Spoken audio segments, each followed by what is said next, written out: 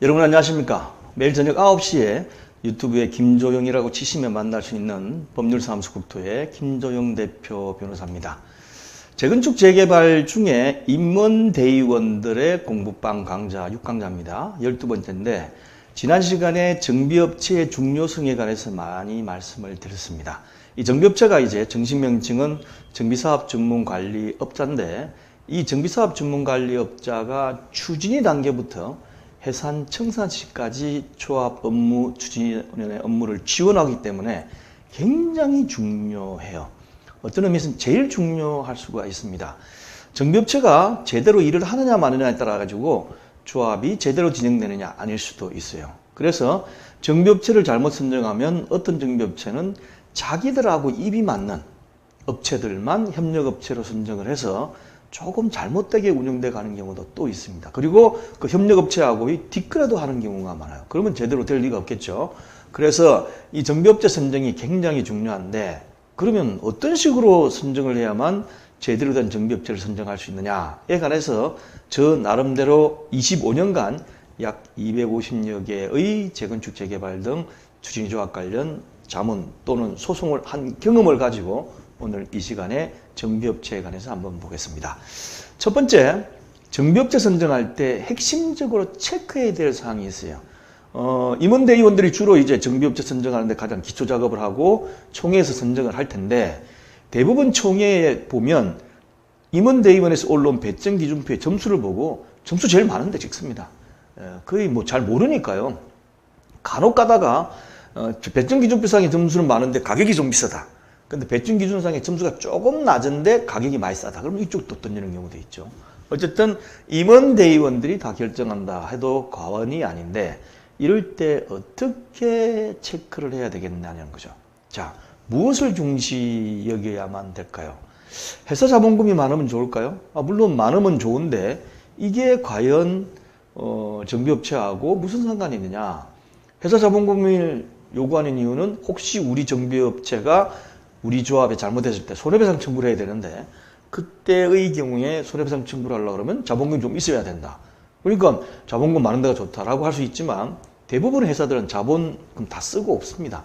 없기 때문에 그거하고는 또 별개라고 생각하시면 될 것 같아요. 그 다음에 두 번째, 회사 인원이 많은 것이 좋으냐?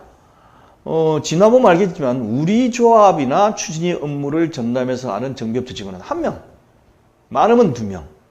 한 명도 아닌 경우가 있죠. 왜? 그 직원이 우리 조합이나 추진위원회 말고도 다른 곳에도 여러 군데를 하고 있기 때문에 한 명이라고도 할 수 없을 정도가 돼 있어요. 그래서 회사 인원이 이 회사는 이 팜플렛을 보니까 5명인데 주회사는 100명이더라. 와, 100명이니까 우리 조합이나 추진위 업무를 엄청나게 잘해줄 것 같다. 이쪽이다. 전혀 아니라고 생각하면 됩니다.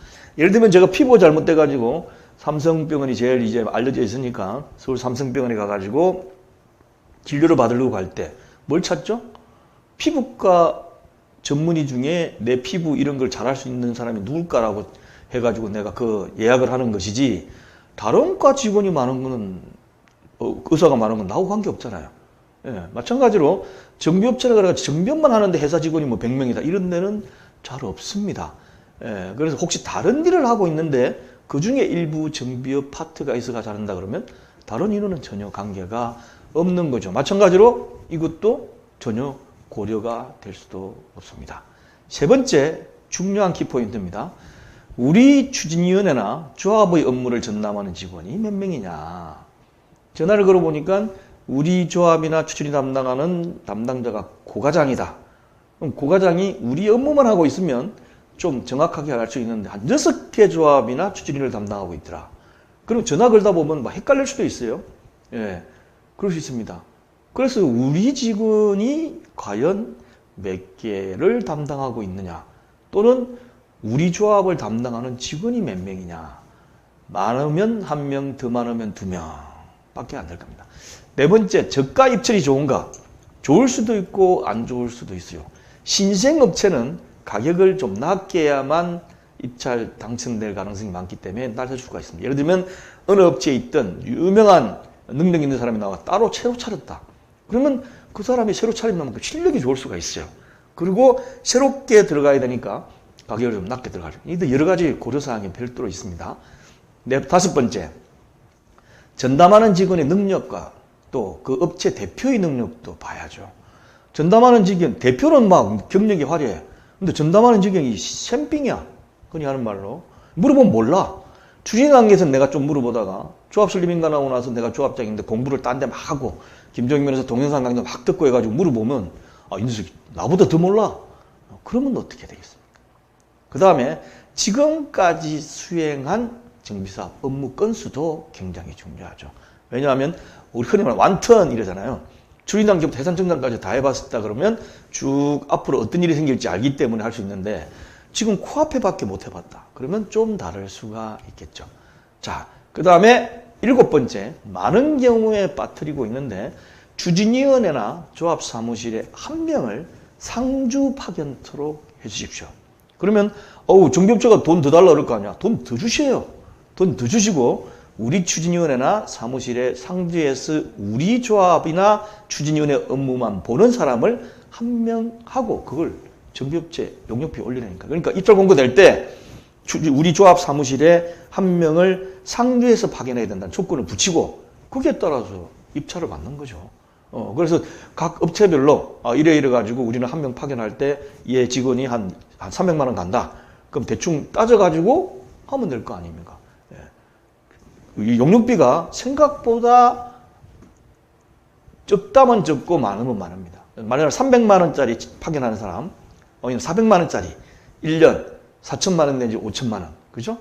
아니 10년 4억 내지 5, 이런 거 따지겠죠. 물론 이거 상주 안 하더라도 어차피 그 회사는 우리 조합이나 추진을 담당한 사람이 있어야 돼요. 그러니까 온전하게 한 명은 아니더라도 인건비가 들어갑니다. 그래서 그걸 고려해가지고 정비업체가 입찰하면서 가격을 제한할 거기 때문에 우리가 고려할 게 아니고 대신 조건으로는 반드시 추진위원회나 조합사무실에 한 명을 상주에서 파견하도록 하라 라고 하는 게 얼마나 수월한지 모릅니다. 자, 그렇게 해주시고, 자, 그 다음 두 번째, 이제 배정 기준표를 제가 지금 제목만 말씀을 드리겠어요. 다음 시간에는 한글로 배정 기준표를 만들어 가지고 저희 홈페이지에 같이 업로드 할 테니까 다운받으셔가지고 보셔도 좋습니다. 대신 서울시는 서울시 공공지원 정비사업 선정하는 지침의 기준에 따라 가지고 배정표가 따로 있으니까 다음에 정비업체의 배정 기준표를 할 때 같이 올려드리겠습니다. 일반적으로 서울시를 제외한 배정 기준표로 보면 다음과 같아요. 제가 보기엔 정비사업 전문관리업체 등록연수, 이 업체가 신생이냐 아니냐에 따라서 한 10점 정도는 차이나게 할 수는 있습니다.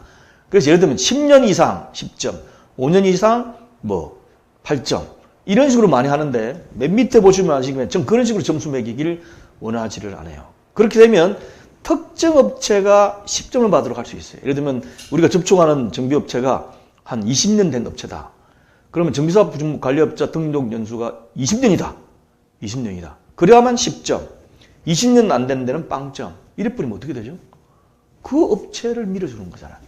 그 다음에 두 번째, 회사의 정비사업 수행 실적도 계약 실적을 흔히 얘기하는데 보면 100건 이상 20점, 100건 미만에서 예를 들면 50건에서 100건 15점 이런 식으로 툭툭툭툭 떨어뜨려 버립니다. 그것도 많진 않아요. 그렇지만 한 20점 정도의 포션은 두셔야 되지 않느냐. 그 다음 세 번째, 회사 대표가 누구냐에 따라서도 굉장히 중요합니다. 왜냐하면 회사 대표가 마지막 결정권을 가지고 있고 하기 때문에 밑에 있는 직원들은 신참인 경우가 많죠. 그래서 신참인 경우가 얘기하다가 안 되면 대표가 관여하고 대표가 답도 해주고 대표가 준비도 해주고 이러기 때문에 회사 대표가 단지 돈만 되는 사람이다. 조금 얻어드는 지식 가지고 정비업체를 돈으로 울리는 사람이고 밑에 직원을 굴리는 사람 이러면 별로 메리트가 없습니다. 그래서 회사 대표의 정비사업 수행 경력과 교육과정 이수 경력을 한 20점. 그 다음 네 번째, 전담 직원의 정비사업 수행 경력, 교육과정 이수 경력도 아까 중요하다 말씀드리니까 한 20점 정도. 그 다음에 용역비, 금액이 어느 정도 차이 나에 따라 가지고 100점을 매길 수도 있습니다. 중요하죠? 신생업체 같은 경우도 가격이 좀 낮게 들어오면 이 업체는 굉장히 유명한 사람이 나와서 했는데 신생업체이기 때문에 가격이 좀 싸다. 저기보다 한 몇 억 싸다. 그러면 선택할 수도 있는 거니까 그렇게 하십시오. 마지막으로 지금 말씀드린 이 점수는 무조건 일정 수치에 달하면 20점, 10점 이렇게 할 게 아니고 입찰하는 참가자의 상대적인 점수를 매기는 것이 가장 좋습니다. 그 방법을 제가 연구를 해가지고 다음 시간에는 배점 기준표를 이렇게 하는 게 좋겠습니다. 라고 해가지고 말씀을 드리고 한글 파일로 홈페이지에 업로드 해 놓겠습니다. 자, 홈페이지는 보시는 바와 같이 이쪽을 들어오면 되시고 그 다음에 자문이나 소송 관련해서 문의하실 적에는 법률사무소 국토로 전화 연결을 해주시기 바랍니다. 감사합니다. 다음 시간에 또 뵙겠습니다.